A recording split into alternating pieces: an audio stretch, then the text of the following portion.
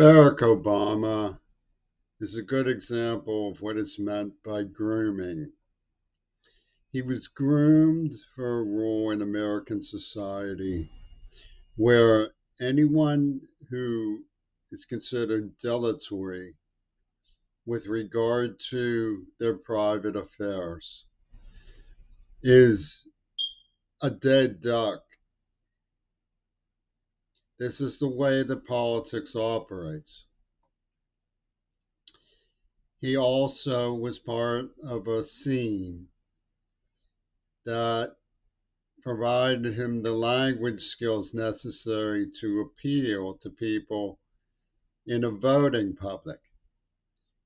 And he used liberally expressions like getting ahead.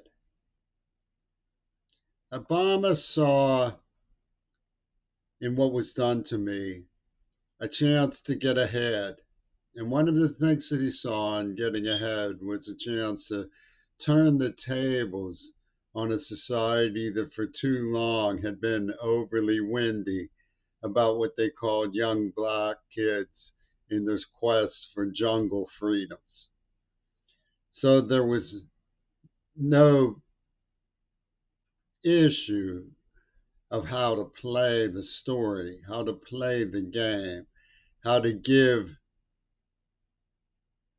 relief to the stereotypes. He went after me without any concern for what really happened.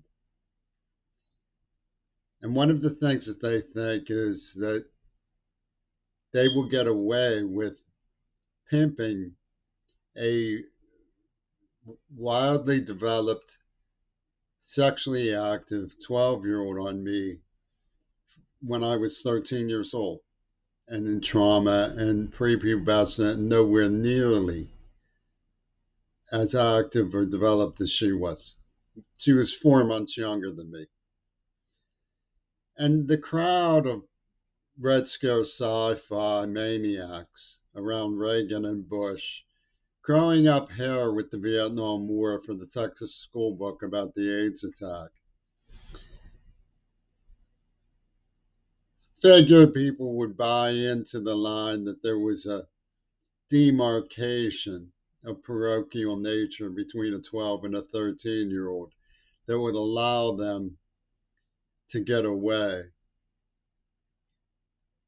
with a dreadful genocide plan. And they didn't even arrest the girls who were responsible.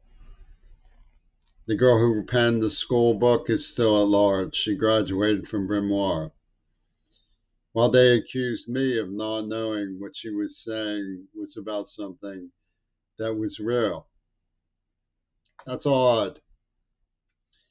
I don't think that Barack Obama had any courage. He was uploaded into a time and place as a sort of corporate art installation. And he talked to his hobby about me like a drone attack. And they have droned and droned and droned about it.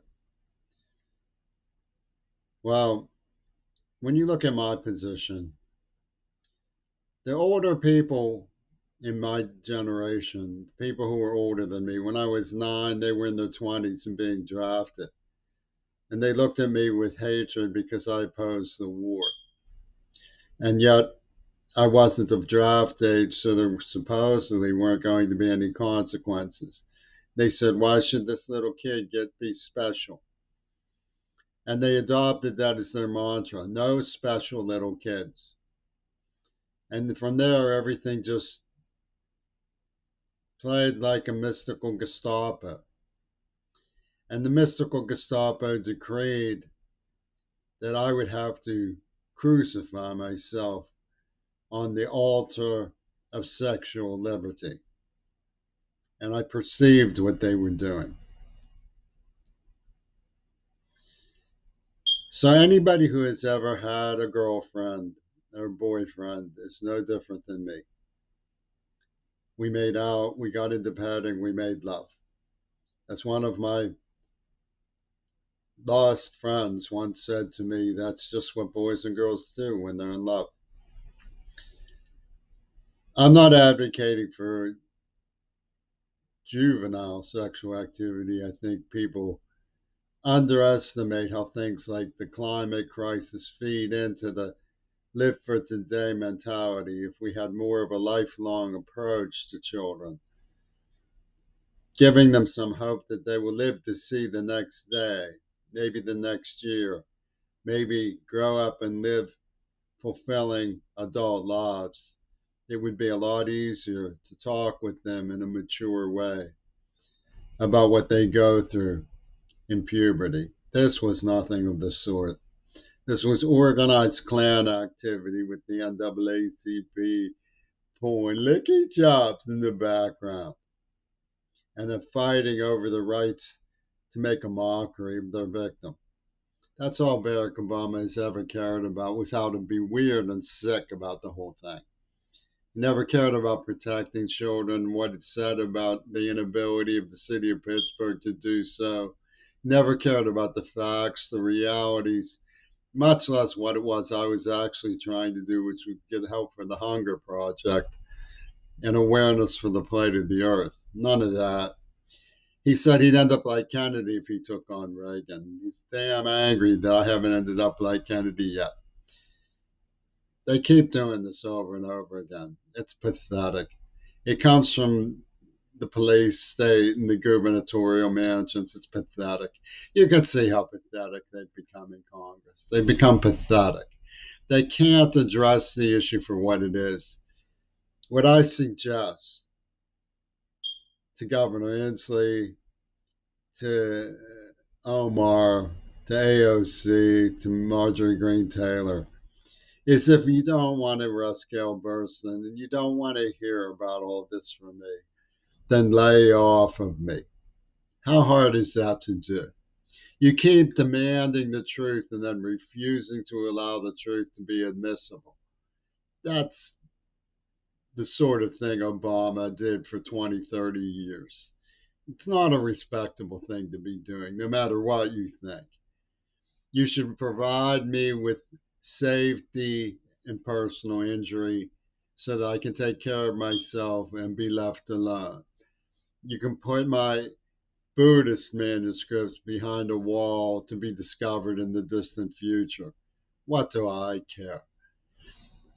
I've told the truth. I have led the way in achieving the truth. I have called for the arrest of the perpetrators, but nobody wants to see that happen enough to do anything other than needle me about things that are just lies. It's 21st century decibel headhunting. They're crazy people in Seattle and Pittsburgh. They keep talking, they keep playing this loop of indigenous issues and Native American higher wisdom values. But underwriting the whole thing is what Native Americans called the metal that makes the white man go crazy. It makes the European go crazy, which is gold. It's a ferocious licky chop syndicate for the NAACP who smell the metal that makes the European colonialists go crazy. You can't have these fork-tongued explanations constantly from UW Dialectical and expect somebody who knows what happened, like me, not to notice. This has nothing to do with Native Americans' higher calling. This is pure and simple.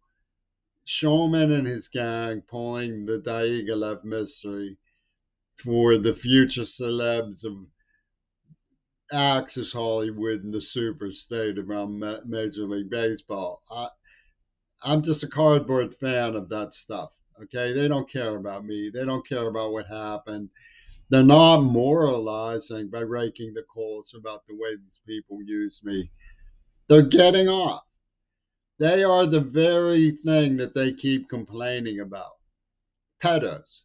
That's what they are, or the whole bunch of them. They can't wait to get to Michael Reagan's favorite scene.